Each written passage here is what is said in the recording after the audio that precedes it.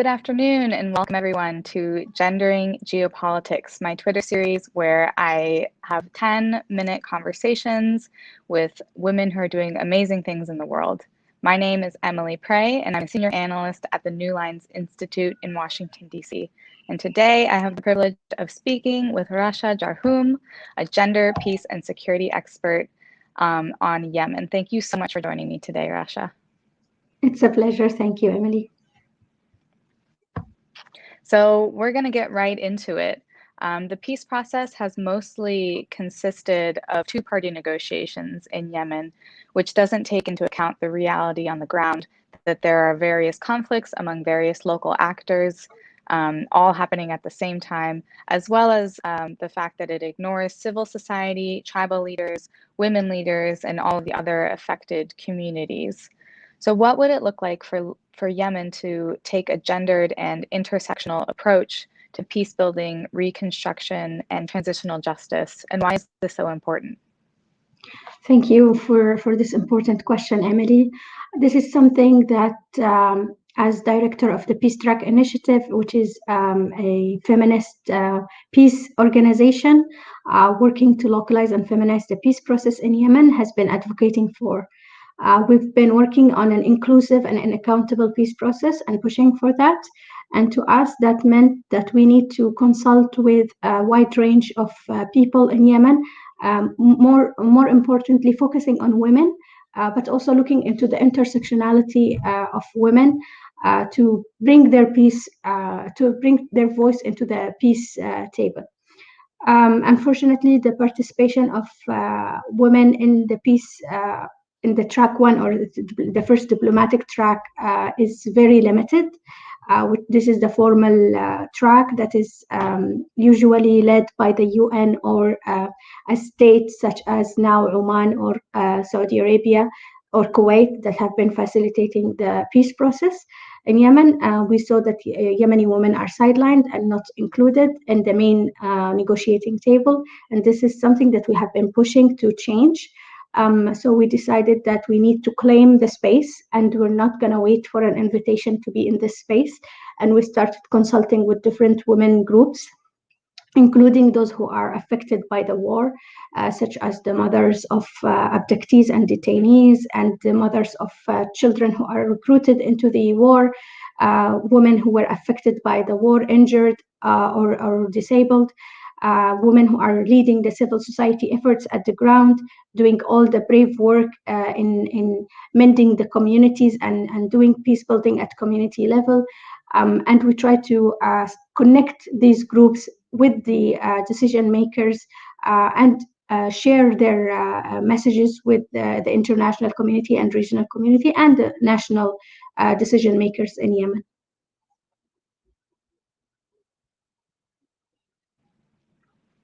That's some really important work, and I think it's really important what you said, that you didn't wait, you just you started doing the work before people started asking or noticing.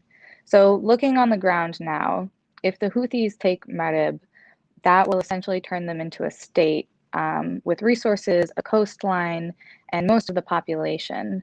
What does a post-conflict Yemen look like in this situation, especially for women, children, IDPs, and those who are not Houthi affiliates or sympathizers?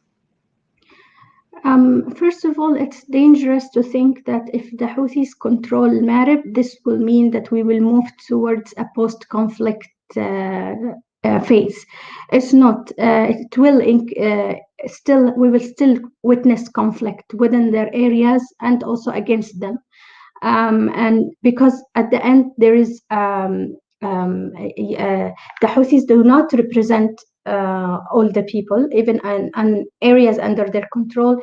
They are they employ strict policing policies that suppress rights and freedoms, and so taking the control of Marib might actually stir an even more vicious international reaction, because this is a non-state armed group who has now the biggest military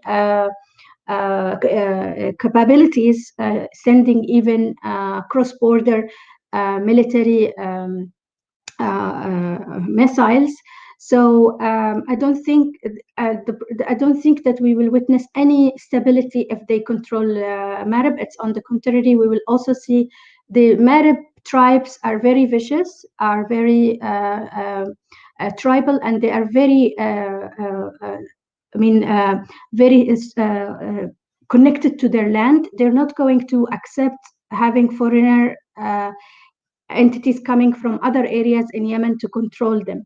So we will not see any stability. And unfortunately, this is affecting and disproportionately affecting the women and displaced people and children the most, because Marib was already being celebrated as a city that has been stable since the war. It was relatively stable. It was advancing and progressing in terms of infrastructure, in terms of electricity, in terms of all the basic needs.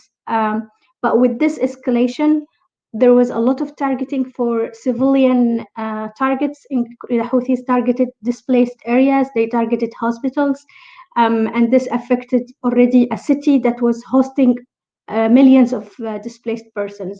And unfortunately, the humanitarian response um, does not have a special appeal for Marib, and the international actors are not as present as they should be in Marib to help the people, because it was seen as relatively stable, and the focus was in other areas, and the reaction of and the response of the international community is very slow in helping Marib. And speaking of international actors, the US has infamously been supporting the Saudi-led coalition for years and has sold billions of dollars worth of arms to the Saudis. The American role in the famine and in the humanitarian crisis and the deaths of hundreds of thousands of Yemenis, including and especially children, cannot be overstated because the US is absolutely complicit. And so Biden has made it a priority to end the conflict and the US's involvement in the conflict. But how can the US even begin to repair some of the harm that has been done thus far? I was cautiously optimistic when I was hearing all the announcements by the US new administration. It's because as Yemenis, we have always heard about, always there is this kind of initiative and we revive the hope in our hearts and then nothing happens. So we're cautiously optimistic about the new administration policy. And until we see results, I think we will be able to have faith or trust any international community to support Yemen. So far, I think the US specifically did a good job in terms of intercepting illicit arms transfer that was going to the Houthis. Yes, there is a problem with the arms transfer in general to the region, to the Middle East and North Africa in general, and this is a region that we need to work hard to demilitarize, because to really reach peace and have stability, we need to work on this seriously.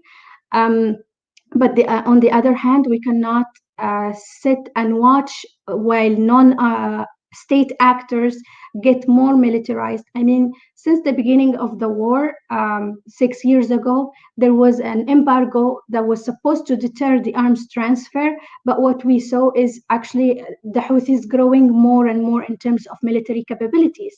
And Iran is behind this, and the US can play a role in discussing with Iran and motivating them to play a more positive role in Yemen instead of supporting the Houthis. Another thing the US can play is actually in the humanitarian response.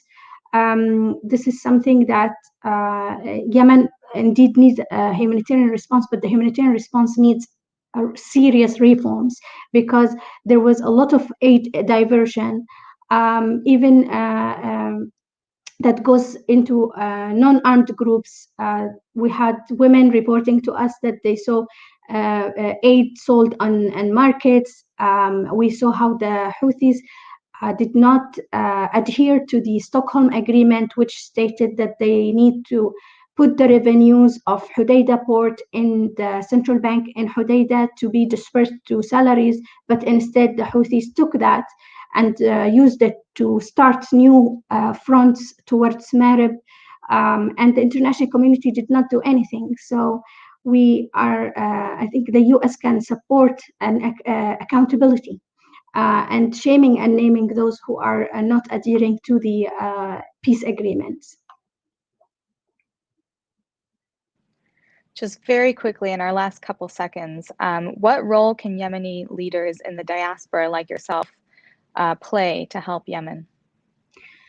Well, I think although we were out of Yemen, we were not able to live our lives peacefully in the host countries that we are living in our second homes, because we are we want to bring peace to Yemen and to the people in Yemen, to our people there and families and friends and colleagues who we left behind. And I want to talk about Peace Track Initiative as an example, because Peace Track Initiative as a feminist organization was formed from women who met after the war erupted, because of the war that was erupted. Me, my partner Yasmin al-Nadiri, who was, when the war erupted, was stuck herself outside of Yemen because all the airports closed, and she started immediately to help the families who were stranded, although she was separated from her young daughter who was still in Yemen. So we met this way. We met through helping people, and we initiated the Peace Track Initiative to bring peace to our country and to accelerate reaching peace. And we also revived the Women Solidarity Network, which is a network now that has 300 Yemeni women inside and outside the country. What we see our role as women who are outside is to be complementary to the women who are inside. The women who are inside sometimes cannot speak because of the suppression, because they are under threats, and so they can share the information with us, and we can facilitate for them also to reach international accountability mechanisms. We also try to facilitate for them funding to continue doing their brave work on community peace building, whether on opening humanitarian corridors or negotiating local ceasefires or advocating for the release of detainees, and all of their great work. So we should not delegitimize the people who are in the diaspora, because we have heard this from international community that we are not connected, but no, we are very involved and we are trying to support our country. Well, thank you so much for joining me today, Rasha, on this episode of Gendering Geopolitics. I've learned a lot. I'm sure that our audience has learned a lot, and I really appreciate you coming today to talk about Yemen. Thank you very much.